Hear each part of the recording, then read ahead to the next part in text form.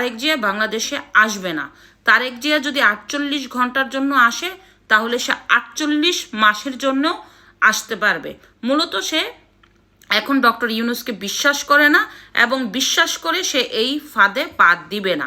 কারণ তারেক জিয়া ভালো করেই জানেন যে মূল -1 2 4 যে 5 ফর্মুলার থিওরির প্রবক্তাটাকে আপনারা সবাই জানেন। 2007 সালের যে -2 ফর্মুলার থিওরির মূল প্রবক্তা ছিল ডক্টর ইউনূস।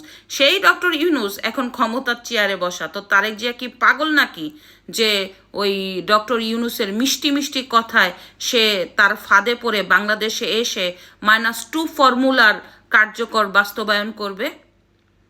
তো যদি কোনো কিছু হয় সম্ভবত খালেদা জিয়াকেই নিয়ে যাওয়া হবে দেশের বাইরে, যাতে তিনি তার মাকে দেখতে পারেন।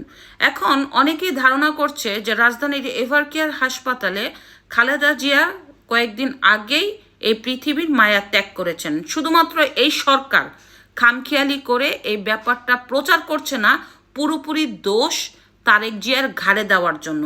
কারণ তারা বলবে তারেক জিয়া আসার জন্য আমরা এই ব্যাপারটা গণমাধ্যমে প্রকাশ করি নাই, এখন তারেক জিয়া আসেনি, আমরা বাধ্য হয়েছি তার মৃত্যুর খবরটা প্রকাশ পাওয়ার জন্য, যাতে তারেক জিয়া আরও মানুষের রোষানলে পড়ে এবং মানুষ তাকে আরও ঘৃণা করে যে মায়ের শেষ সময় কেন সে আসলো না।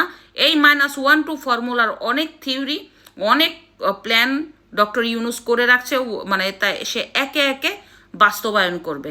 এটাই হচ্ছে বাস্তব কথা।